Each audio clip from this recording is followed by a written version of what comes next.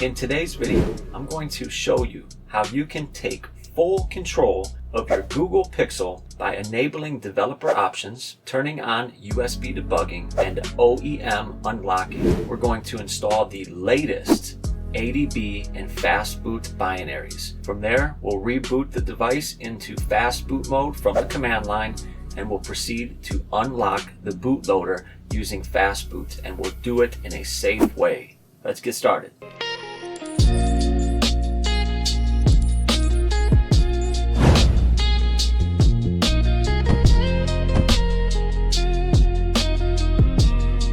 I'm going to create a directory to store the contents of everything that we are doing in this video. I'm going to do that by running make directory followed by the name of the directory. I'm going to call this bootloader, since the things that we are doing in this video have to do with the bootloader. I'll cd inside that newly created directory. I can run the command ADB with -- version. That will display the current version of ADB on this system. I can also run Fastboot with -- version. Likewise, that will give me the version of Fastboot installed on this system. For just basic interaction with these devices, this would be more than sufficient. But when it comes to interacting with bootloaders and potentially issuing Fastboot commands that could flash images or modify partitions, we want the latest and greatest versions. So first, we need an updated copy of the Fastboot tool, and the directory containing it needs to be included in the path environment variable. So we're going to make use of the official standalone release of platform tools. So to download, verify, and extract the standalone platform tools on a Debian-based system such as Kali Linux, we are first going to run the command sudo apt update to update our repositories. Okay, now we're going to install the Libarchive tools. You can do that by running sudo apt install libarchive-tools. If you want to simply copy and paste these commands that I am about to run, check the link in the description and it will link you to the appropriate documentation where you can find the exact commands that I am running. So first I'm going to run this curl command, and it is going to fetch a zip file.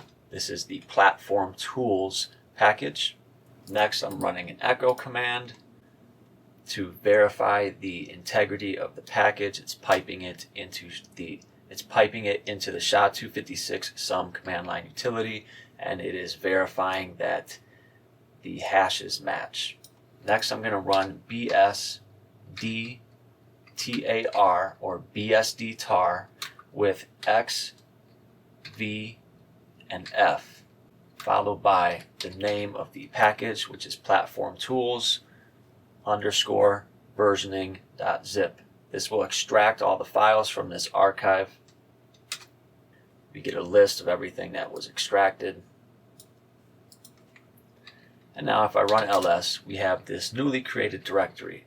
So let's cd inside of platform tools, do an ls, and here are the latest versions. These are fully updated versions of both ADB and Fastboot, as well as some other additional command line utilities that we don't need for this video. I'm going to cd back one directory. I'm back in the bootloader directory. I'm going to clear the screen.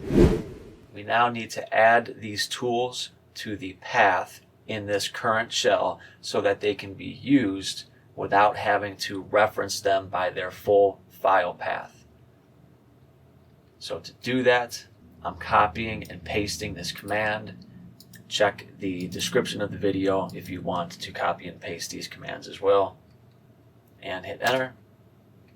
And now if I run Fastboot with -- version, you see that we are using the latest version of Fastboot, and this is because it is able to locate it inside of that newly created directory. So we are using not only the latest version of Fastboot, but also ADB as well.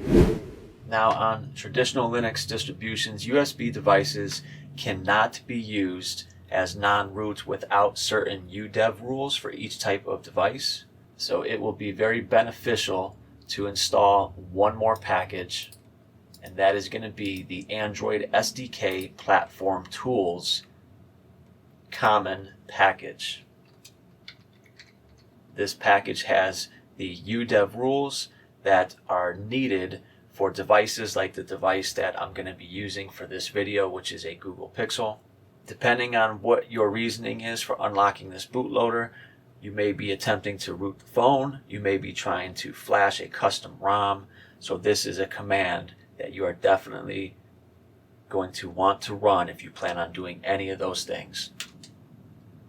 And it is already the newest version. I am using screen copy to mirror the screen of my device to the desktop. This is possible because I have already enabled developer options and USB debugging.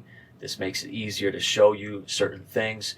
And when I cannot mirror the screen, such as when we boot into Fastboot Mode, then I'm going to revert to a separate image that I am taking. I'm capturing video of this with the camera I would normally use to show myself.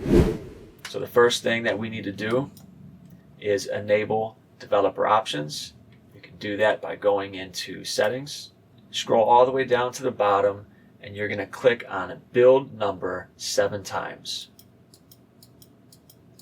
Since I already have enabled this, I don't need to do this again, but you will click on this 7 times. You will be asked to enter your PIN or your passcode for the device, and then you will have enabled developer options.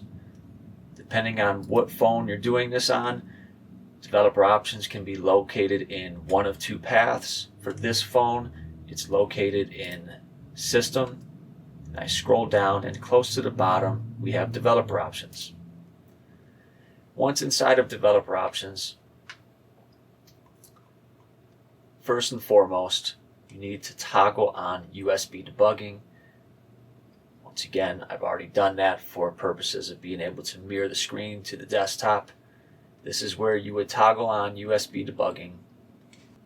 After you have done that, go back down to the command line and run ADB devices.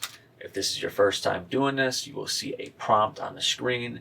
You have to click allow to accept the key exchange. Next, we need to enable OEM Unlocking. That's going to be a little bit up towards the top. You see right here, OEM Unlocking. It's already toggled on for me. This is used to allow the bootloader to be unlocked. So make sure you toggle that on. Alright, so now we need to boot the device into the bootloader interface. To do this, we have a couple different options. You could hold the volume down button while the device boots, but the easiest way to do this, since we already have an ADB connection, is going to be to run the command ADB reboot bootloader. Once I do that, you see that it disappears from the screen. I'm going to bring over the separate video that I'm capturing, and now you can see that it is in Fastboot mode. So you can see that right down here next to device state, it is currently locked. That means the bootloader is currently locked, but it is unlockable. So first, let's verify that the device is recognized by the fastboot command. We can do that by running fastboot devices, and we see that it is recognized. We get back an ID. The final command that we're going to run to unlock the bootloader is going to be fastboot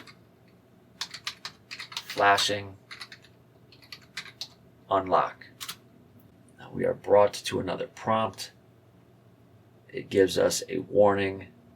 Up here on the right side, we need to toggle that option so that instead of saying do not unlock the bootloader, it says unlock the bootloader. So once you have toggled it to that option to unlock the bootloader, you can go ahead and initiate that by tapping on the button. And now, as you can see, The bootloader is now unlocked. So the last and final command is going to be to reboot the phone. We're going to run Fastboot reboot.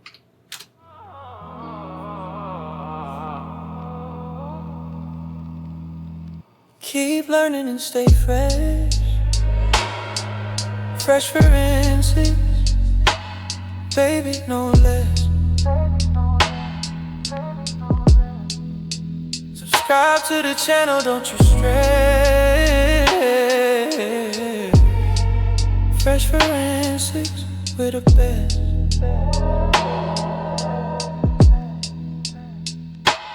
Click that bell, don't miss the sound. Fresh forensics all around. From hacks to facts, we hold it down. Building the